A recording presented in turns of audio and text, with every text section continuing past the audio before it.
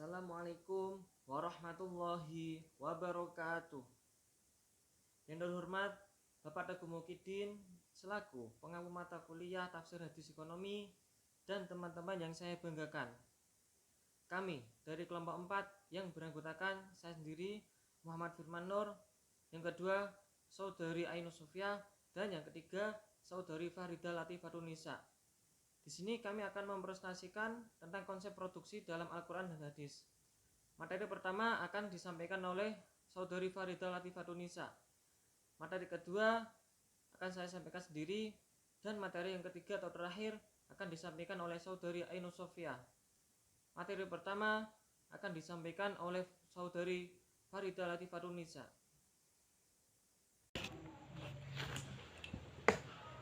Oke, saya akan menjelaskan tentang pengertian produksi dalam Islam. Dalam bahasa Arab, arti produksi adalah al-intaj, dari akar kata nataja yang berarti mewujudkan atau mengadakan sesuatu. Secara umum, produksi adalah penciptaan guna yang berarti kemampuan suatu barang atau jasa untuk memuaskan kebutuhan manusiawi tersebut. Dalam kajian ekonomi, produksi adalah kegiatan manusia untuk menghasilkan barang dan jasa yang kemudian dimanfaatkan oleh konsumen. Dalam ekonomi Islam, produksi juga merupakan bagian terpenting dari aktivitas ekonomi, bahkan dapat dikatakan sebagai salah satu dari rukun ekonomi, di samping konsumsi, distribusi, infak, zakat, nafkah, dan sedekah. Kegiatan produksi yang pada dasarnya halal harus dilakukan dengan cara-cara yang tidak mengakibatkan kerugian dan mudarat dalam kehidupan masyarakat. Dilihat dari segi manfaat aktivitas produksi dalam ekonomi Islam, terdapat beberapa persyaratan yang harus dipenuhi. Yang pertama, yakni dibenarkan dalam syariat Islam, yakni sejalan dengan ketentuan-ketentuan yang ditetapkan dalam Al-Quran, hadis, ijma', dan qiyas. Yang kedua, tidak mengandung unsur mudarat bagi orang lain, jadi tidak merugikan orang lain. Yang ketiga, yakni keluasan cakupan manfaat dalam ekonomi Islam yang mencakup manfaat di dunia dan di akhirat. Jadi antara dunia dan akhirat itu seimbang, tidak berat sebelah. Oke, sekian pemaparan dari saya, kurang lebihnya mohon maaf. Materi selanjutnya akan disampaikan oleh Saudara Firman. Kepadanya, saya persilahkan. Selanjutnya adalah tujuan dan faktor produksi dalam Islam. Yang pertama ialah tujuan. Tujuan produksi dalam Islam adalah untuk memberikan maslahah yang maksimum bagi konsumen. Memberi maslahah dengan memaksimalkan manfaat dan menghindari mudarat merupakan prinsip dalam Islam yang dilandaskan oleh tugas manusia sebagai khalifah Allah Subhanahu wa taala di muka bumi untuk memakmurkan bumi dengan ilmu dan amalnya. Tujuan akhir dari aktivitas ekonomi dalam Islam adalah untuk mencapai falah. Dengan demikian, karakter penting produsen dalam perspektif Islam adalah perhatiannya terhadap kemuliaan harkat manusia. Untuk memaksimalkan maslahat dan memperhatikan harkat umat, maka seorang produsen harus, yang pertama, harus amanah, dan yang kedua harus memiliki sikap toleran kepada teman bisnis ataupun konsumen, dan yang terakhir menepati janji terhadap semua komitmen yang telah disepakati. Adalah faktor-faktor produksi dalam Islam. Secara garis besar, faktor-faktor produksi dapat diklasifikasikan menjadi dua jenis, yaitu faktor manusia dan faktor non-manusia. Yang termasuk faktor manusia adalah tenaga kerja atau buruh dan wirausahawan.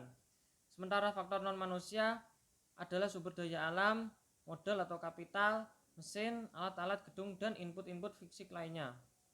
Abu Su'ud menyatakan bahwa faktor-faktor produksi dalam Islam sama dengan faktor-faktor produksi dalam ekonomi konvensional, yaitu sumber daya alam, contohnya tanah, usaha manusia, atau contohnya tenaga kerja, modal atau kapital, dan organisasi atau wirausaha. Adapun faktor-faktor dalam produksi ialah sebagai berikut. Yang pertama, sumber daya alam. Dalam hal ini, sumber daya alam adalah faktor produksi yang bersumber dari kekayaan alam. Sumber daya alam dapat memenuhi kebutuhan manusia untuk hidup. Adapun beberapa sumber daya alam tersebut diantaranya udara, tanah, air, sinar matahari. Selanjutnya hewan, tumbuhan, mineral, dan bahan tambang lainnya. Sumber daya alam diciptakan oleh Allah untuk dikelola oleh umat manusia.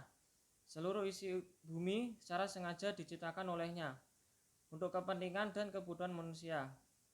Allah berfirman dalam Al-Quran, Bismillahirrahmanirrahim.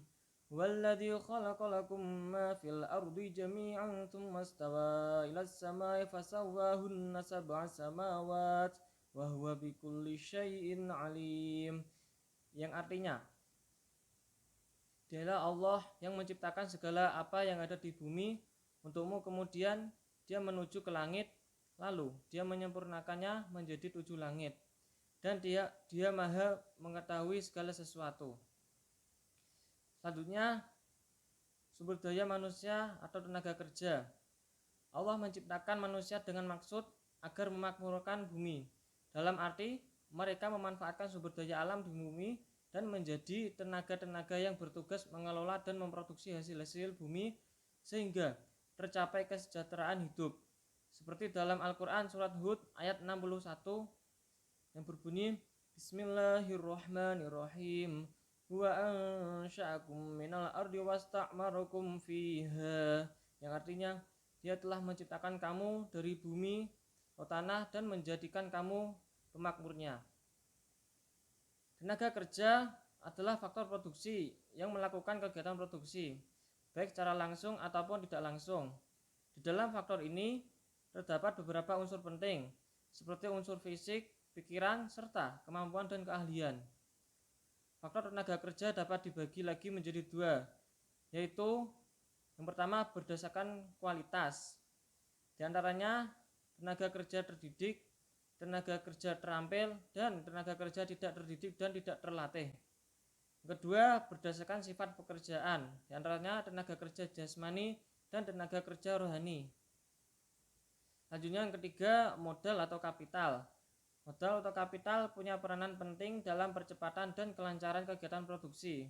Modal dapat memberikan kepuasan pribadi dan membantu untuk menghasilkan kekayaan yang lebih banyak. Pentingnya modal dalam kehidupan manusia ditunjukkan dalam Al-Quran surah Al-Imran ayat 14 yang berbunyi, Bismillahirrahmanirrahim.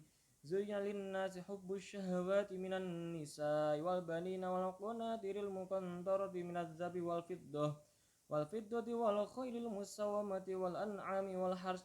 Dzalika mata'ul hayatid dunya wallahu 'indahu husnul ma'ab. Yang artinya, dijadikan indah pada pandangan manusia kecintaan kepada apa-apa yang diingini, yaitu wanita-wanita, anak-anak, harta yang banyak dari jenis emas, perak, kuda pilihan, binatang-binatang ternak, dan sawah ladang.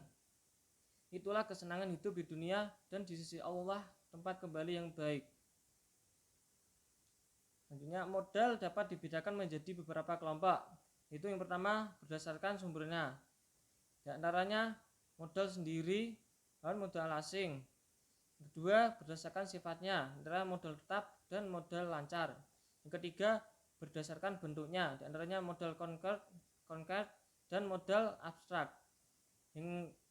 Yang keempat, berdasarkan kepemilikannya, yakni modal individu dan modal publik. Yang keempat, organisasi atau manajemen. Dalam sebuah produksi hendaknya terdapat sebuah organisasi untuk mengatur kegiatan dalam perusahaan. Dengan adanya organisasi, setiap kegiatan produksi memiliki penanggung jawab untuk mencapai suatu tujuan perusahaan. Organisasi atau manajemen merupakan proses merencanakan dan mengarahkan kegiatan usaha perusahaan untuk mencapai tujuan. Organisasi memegang peranan penting dalam kegiatan produksi. Tanpa organisasi dan manajemen yang baik, suatu perusahaan tidak akan bisa melakukan aktivitas produksi dengan baik pula. Dalam Islam, pentingnya perencanaan dan organisasi dapat dilihat pada hakikat bahwa Allah sendiri adalah pelindung dan perencana yang terbaik. Sebagaimana yang disebutkan dalam firman-Nya Al-Quran surah Al-Imran ayat 173 yang berbunyi, Bismillahirrahmanirrahim. wa qalu hasbunallahu wa ni'mal wakil, yang artinya cukuplah Allah menjadi penolong kami dan Allah adalah sebaik-baiknya pelindung. Saya di sini akan menjelaskan tentang prinsip-prinsip produksi dalam Al-Quran dan hadis. Prinsip produksi dalam Al-Quran dan hadis selalu bertujuan untuk kebaikan manusia. Salah satunya yaitu untuk mensejahterakan masyarakat. Kesejahteraan masyarakat dalam konteks industri antara lain terpenuhinya kebutuhan konsumen dan juga pengelola industri. Adapun beberapa prinsip produksi dalam ekonomi Islam antara lain yaitu kegiatan produksi tidak bertentangan dengan nilai-nilai Islam dan tidak bertentangan dengan maqasid syariah. Jadi kegiatan produksi baik barang maupun jasa tidak bertentangan dengan agama, jiwa, akal, keturunan maupun harta. Yang kedua yaitu prioritas produksi disesuaikan dengan prioritas kebutuhan, yaitu daruriyat yang biasa kita sebut dengan kebutuhan primer, hajat yang biasa kita sebut dengan kebutuhan sekunder, dan juga tahsiniyat yang biasa kita sebut dengan kebutuhan tersier. Yang ketiga yaitu kegiatan produksi harus memperhatikan keadilan sosial. Yang keempat yaitu mengelola sumber daya secara optimal, tidak berlebihan dan juga tidak merusak lingkungan. Yang kelima yaitu distribusi keuntungan yang adil antara pemilik, pemodal, pengelola, manajer, dan juga buruh. Jadi antara pemilik, pemodal, manajer, buruh itu semua gajinya harus adil. Allah Subhanahu wa Ta'ala berfirman dalam surat Al-Hujurat ayat 27 yang artinya, dan apakah mereka tidak memperhatikan bahwasanya kami menghalau awan yang mengandung air ke bumi yang tandus, lalu kami tumbuhkan dengan air hujan itu tanaman daripadanya, makan hewan ternak mereka dan mereka sendiri. Maka apakah mereka tidak memperhatikan? Sudah dijelaskan bahwa ayat tersebut menjelaskan bahwa tanah berfungsi sebagai penyerap air hujan yang pada akhirnya menumbuhkan berbagai macam tanaman. Tanaman tersebut dapat dimanfaatkan manusia sebagai bagian dari faktor produksi dan dapat juga dimanfaatkan oleh hewan sebagai makanan yang hasilnya akan diambil manfaatnya lagi oleh manusia seperti daging, susu, dan lain sebagainya. Rasulullah SAW sangat menganjurkan manusia untuk bekerja dan berproduksi untuk memenuhi kebutuhan material maupun spiritual. Nabi mendorong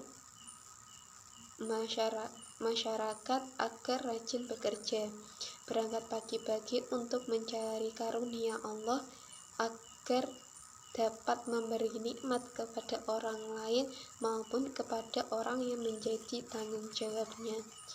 Sebagaimana hadis Nabi yang diriwayatkan oleh Abu Hurairah, yang artinya dari Abu Hurairah radhiyallahu anhu berkata, aku mendengar Rasulullah SAW bersabda, hendaklah seorang di antara kalian berangkat pagi-pagi mencari kayu bakar, lalu bersedekah dengannya dan menjaga diri dari meminta-minta dari manusia lebih baik daripada meminta-minta kepada seseorang baik diberi maupun tidak. Tangan di atas lebih baik daripada tangan di bawah. Mulailah memberi kepada orang yang menjadi tanggung jawabmu. Hadis tersebut menjelaskan tentang aktivitas ekonomi, yaitu dorongan untuk melakukan kerja dengan berangkat pagi-pagi dorongan untuk berproduksi, dorongan untuk melakukan distribusi, dan dorongan untuk hidup dengan tidak meminta-minta, karena orang yang memberi itu lebih baik daripada orang yang menerima, dan juga dorongan untuk bertanggung jawab atas ekonomi keluarga atau orang yang menjadi tanggung jawabnya. Aktivitas produksi mencakup pekerjaan, baik itu pertanian, perindustrian, maupun usaha jasa lainnya. Dalam perspektif Islam, semua usaha itu termasuk dalam kategori ibadah. Dalam menjalankan aktivitas produksi harus memperhatikan aspek kehalalannya, baik dari mendapatkannya maupun dari pengelolaannya. Terima kasih.